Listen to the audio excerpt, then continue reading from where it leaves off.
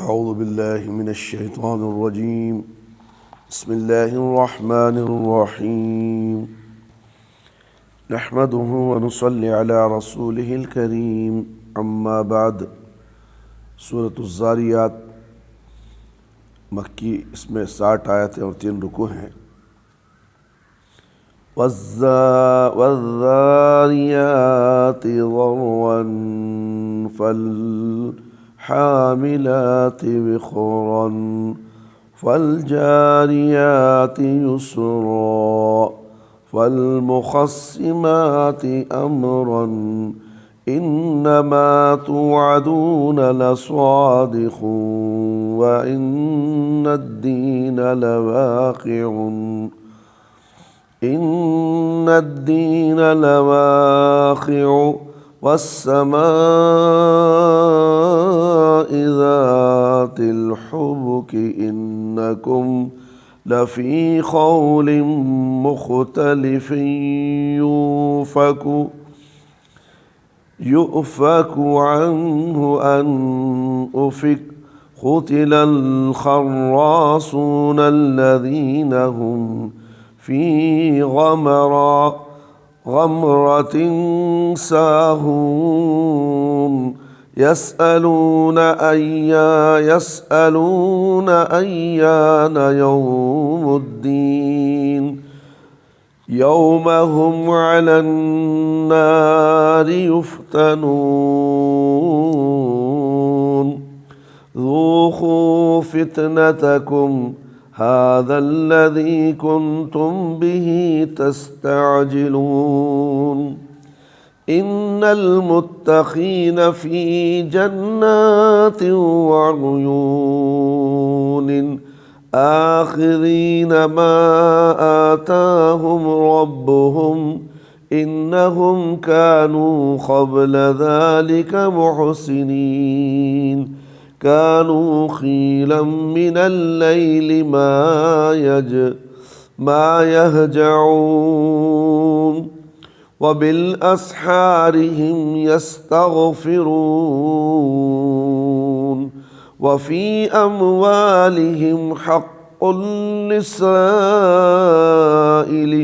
والمحروم وفي الأرض آيات للموقنين۔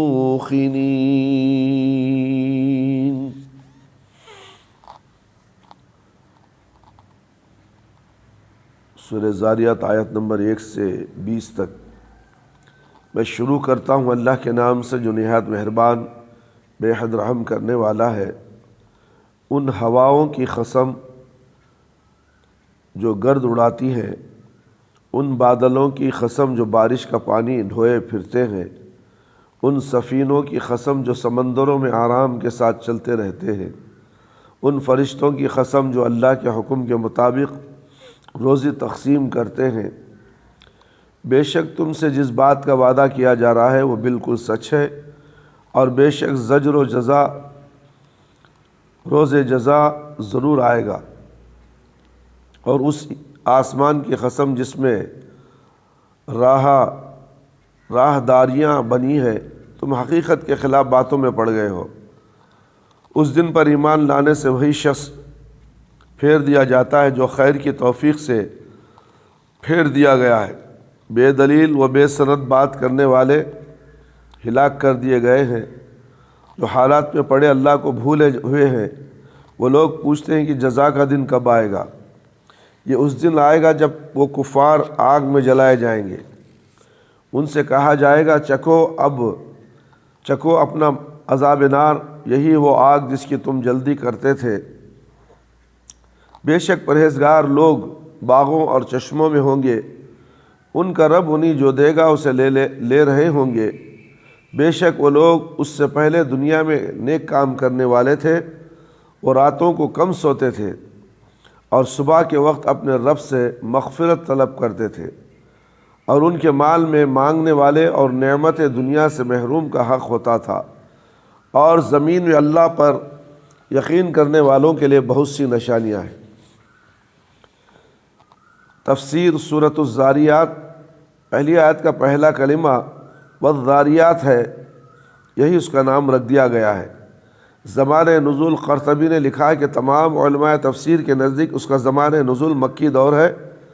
ابن عباس رضی اللہ تعالیٰ عنہ، ابن عباس اور ابن زبیر رضی اللہ عنہم سے یہی مروی ہے۔ ابن جریر، ابن ابی حاتم، حاکم اور بیہقی وغیرہ ہم نے علی بن ابی طالب رضی اللہ عنہ سے روایت کی ہے کہ وہ کوفہ کی مسجد میں خطبہ دے رہے تھے تو ابن الاکوع نامی شخص نے ان سے اس سورت کی 4 ابتدائی آیتوں کا معنی دریافت کیا۔ انہوں نے کہا کہ والذاریات ذروا سے مراد تیز ہوا ہے جو مٹی اڑاتی ہے، والحاملات وقرا سے مراد بادل ہے جو بارش کا پانی اٹھائے پھرتا ہے، والجاریہ یسرا سے مراد کشتیاں ہیں جو سمندروں میں ہوا کے سہارے سبک روی کے ساتھ چلتی رہتی ہے، والمخصمات امرا سے مراد فرشتے ہیں جو اللہ کے حکم کے مطابق اس کی مخلوقات کے درمیان بارش، روزی اور دیگر اسباب زندگی تقسیم کرتے ہیں۔ بعض مفسرین نے الزاریات، الحاملات، الجاریات، المخصمات چاروں سے ہوائیں مراد لی ہیں، یعنی بعض ہوا غبار اڑاتی ہے، بعض بادلوں کو ایک جگہ سے دوسری جگہ اٹھائے پھرتی ہے اور بعض بارش کو تقسیم کرتی ہے۔ امام شوکانی لکھتے ہیں کہ یہ رائے بہت ہی کمزور ہے۔ اللہ تعالیٰ نے مذکورہ مخلوقات کی قسم کھا کر کہا کہ لوگوں، تم سے جس قیامت کا وعدہ کیا گیا ہے اور جس بعد بادل موت کی تمہیں خبر دی گئی ہے وہ بات بالکل سچ ہے، اس میں ذرا بھی شک کی گنجائش نہیں ہے کہ جزا و سزا کا ایک دن مقرر ہے۔ جب اللہ تمہیں خبر دے دی گئی،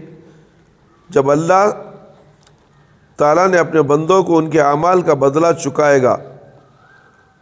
اچھوں کو اچھا اور بروں کو برا بدلہ دے گا۔ شوکانی رحمۃ اللہ علیہ کے نزدیک مذکورہ بالا آیتوں کے مفہوم میں یہ بھی شامل ہے کہ رب ذوالجلال ان باتوں پر قادر ہے جن کا ذکر اوپر آیا،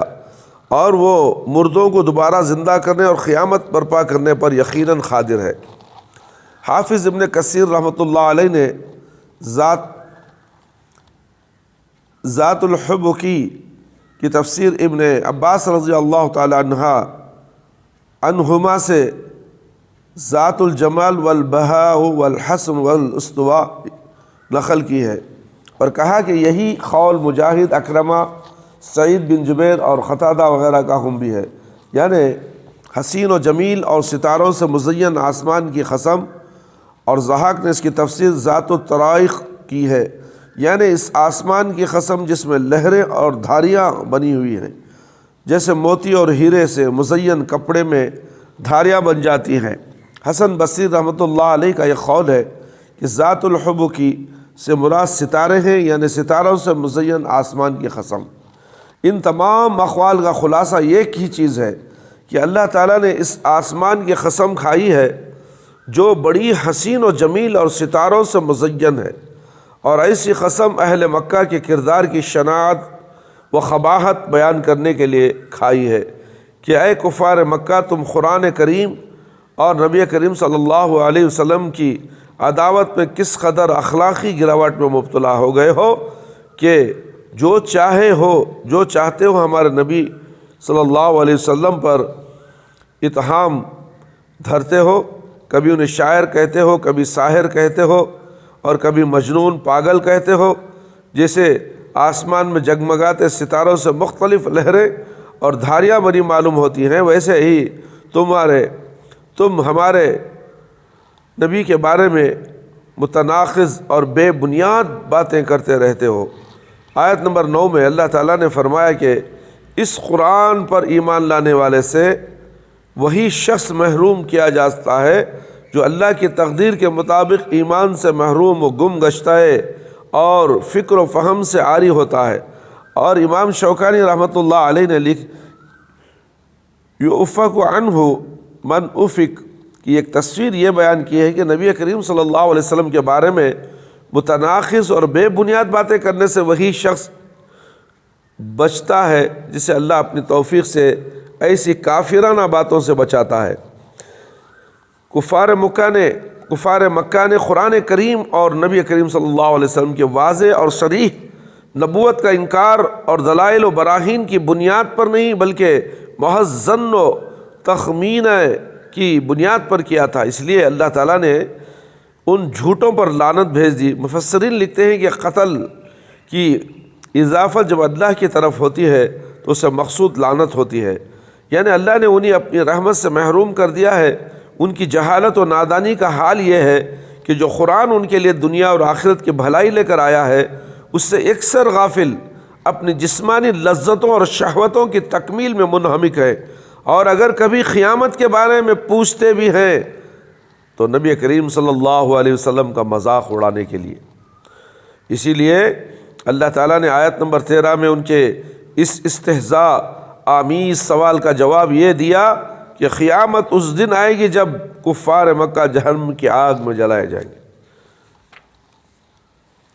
ان جہنمیوں سے کہا جائے گا اب چکھو اس عذاب کا مزہ جس کا تم بطور استہزاء مطالبہ کیا کرتے تھے، بلکہ وقت سے پہلے اس کے آنے کی تم جلدی مچاتے تھے۔ قرآن کریم کے عام قاعدے کے مطابق ترہیب کے بعد ترغیب اور اہل جہنم کا بہترین انجام بیان کرنے کے بعد اب جنت اور اہل جنت کا ذکر کیا جا رہا ہے۔ اللہ تعالیٰ نے فرمایا کہ اس سے ڈرانے والے ایسے باغات ایسے باغات اور چشموں کے درمیان ہوں گے جن کی خوبیاں الفاظ میں بیان نہیں کی جا سکتی۔ ان کا رب انہیں اپنی ان بخششوں اور نوازشوں سے انہیں اس لیے نوازے گا کہ وہ اپنی دنیا کی زندگی میں بڑے ہی اچھے لوگ تھے، اپنے رب کے اوامر کی پابندی کرتے تھے اور نواہی سے بچتے تھے، راتوں کو کم سوتے تھے، یعنی رات کا اکثر حصہ نماز تہجد میں گزار دیتے تھے۔ اب جب صبح کے وقت اٹھتے تو نیند کی قلت اور نماز تہجد کی کثرت کے باوجود انہیں احساس ہوتا تھا کہ جسے ان کے گناہ اور جرائم بہت ہیں، اسی لیے توبہ اور استغفار میں لگ جاتے تھے اور اپنے مال میں مانگنے والے اور نہ مانگنے والے محتاجوں فقیروں کا حق سمجھتے تھے۔ قتادہ کہتے ہیں کہ سائل سے مراد وہ محتاج ہے جو ہاتھ پھیلا کر مانگتا ہے، اور محروم سے مراد وہ جو کسی اپنی حاجت بیان نہیں کرتا، اس لیے لوگ اسے مالدار سمجھ کر کچھ نہیں دیتے۔ ابن ابی حاتم نے ابن عباس رضی اللہ عنہما سے روایت کی ہے کہ اہل تقوی فرض زکوٰۃ ادا کرنے کے بعد بھی اپنے مال میں محتاج اور محروم مسلمانوں کا حق سمجھتے ہیں، صلہ رحمی کرتے ہیں، میزبانی کرتے ہیں، پریشان حال لوگوں کی ضروریات پوری کرتے ہیں۔ آیت نمبر 10 میں اللہ تعالیٰ نے فرمایا کہ کفار مکہ دلائل و براہین پر غور نہیں کرتے، محض ظن و تخمین سے کام لیتے ہیں، حالانکہ اگر آسمان اور زمین میں پھیلی ہوئی نشانیوں پر غور کرتے تو ایمان و یقین تک پہنچ جاتے۔ اسی مذکورہ بالا بات کی مزید تاکید کے طور پر کہا جا رہا ہے کہ اللہ کی بنائی ہی ہوئی زمین میں بہت سی نشانیاں ہیں، اگر آدمی ان میں فکر و تدبر سے کام لے لے تو وہ ایمان و یقین کی دولت سے مالا مال ہو جائے۔ یہ پہاڑ، یہ نہریں، یہ کھیتیاں، رنگ برنگ کے پھل پھول، بھانت بھانت کے لوگ، انواع و اقسام کے بہائم اور حیوانات اور دیگر تمام چیزیں جو زمین میں پائی جاتی ہیں، خالق کائنات کے وجود اور اس کی وحدانیت کا پتہ دیتی ہیں، لیکن ان نشانیوں سے حقیقت میں فائدہ وہ لوگ اٹھاتے ہیں جو اللہ پر یقین رکھتے ہیں۔ اللہ اکبر۔ یہ لوگ جب کائنات میں پھیلی ہوئی نشانیوں میں غور کرتے ہیں تو ان کا ایمان بڑھ جاتا ہے اور عمل کے باب میں دوسروں سے سبقت لے جاتے ہیں۔ اللہ تعالیٰ سے دعا ہے کہ اللہ تعالیٰ مجھے اور آپ تمام کو ان تمام قرآن اور حدیث کی باتیں سن کر اس پر عمل کرنے کی اللہ تعالیٰ مجھے اور آپ کو توفیق عطا فرمائے۔ اللہ تعالیٰ ہمارے گناہوں کی مغفرت فرما دے۔ اللہ تعالیٰ ہم سب کو 5 وقتہ نمازی بنا دے، وقت پر نماز پڑھنے والا بنا دے، ہماری نمازوں میں خشوع اور خضوع عطا فرمائے۔ اے اللہ شرک سے بچا لے، بدعت سے بچا لے۔ اے اللہ ہم سب کو صراط مستقیم پر چلا دے۔ اے اللہ ہمارے والدین، ہمارے رشتہ دار جو اس دنیا سے جا چکے ہیں، اللہ ان کی مغفرت فرما دے۔ اے اللہ ہم سب کو حلال روزیاں عطا فرما، روزی میں کشادگی عطا فرما۔ اے اللہ ہم سب کو صحت و عافیت عطا فرما، ہر موذی بیماری سے ہم سب کو حفاظت فرما۔ اے اللہ قبر کے عذاب سے بچا لے، جہنم کی آگ سے بچا لے، قبر کے سوالات بالکل آسان فرما دے، قبر کی تاریکی کو روشنی میں بدل دے، میدان حشر میں رسوائی سے بچا لے۔ اے اللہ ہمیں موت دے تو ایمان کی حالت میں موت دے، جب ہماری روح ہمارے جسم سے نکلے تو اے اللہ ہماری زبان پر کلمہ لا الہ الا اللہ محمد رسول اللہ جاری رہے۔ ربنا آتنا في الدنيا حسنة وفي الآخرة حسنة وقنا عذاب النار ربنا ظلمنا أنفسنا وإن لم تغفر لنا وترحمنا لنكونن من الخاسرين واعف عنا واغفر لنا وارحمنا أنت مولانا فانصرنا على القوم الكافرين ربنا هب لنا من أزواجنا وذرياتنا وقرة أعين واجعلنا للمتقين إماما رب هب لي من الصالحين ربنا تقبل منا إنك أنت السميع العليم وتب علينا إنك أنت التواب الرحيم اللهم أذهب حرها وبردها ومرضها اللهم عافني في بدني اللهم عافني في سمعي اللهم عافني في بصري لا إله إلا أنت